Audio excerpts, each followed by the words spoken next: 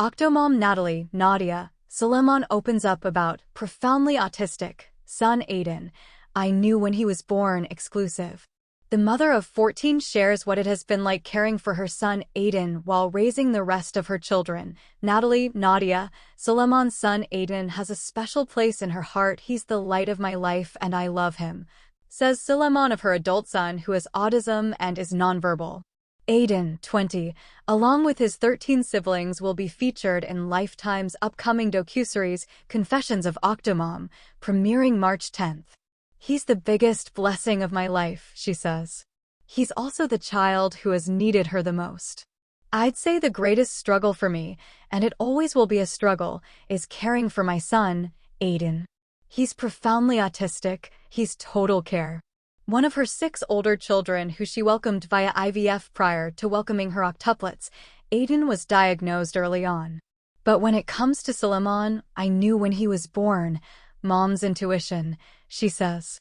And because he never made eye contact. He never achieved the milestones that babies do in child development, and he never crawled.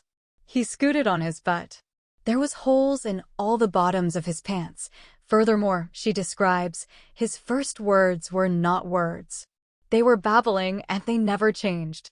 So immediately, he was maybe 15 months, I started taking him right away to get assessed. He got diagnosed by 17 months with autism. Years later, after she welcomed the octuplets, he was just like one of the 8.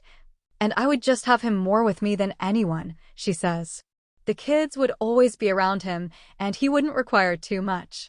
His diaper, he had a bottle when he was younger, feeding him.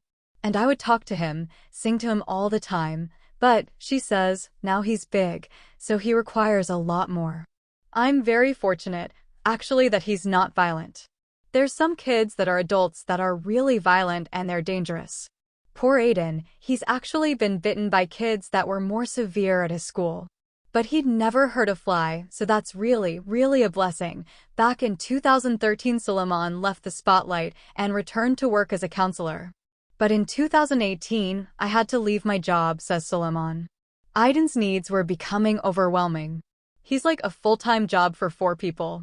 I've always been his only provider, but I never got paid.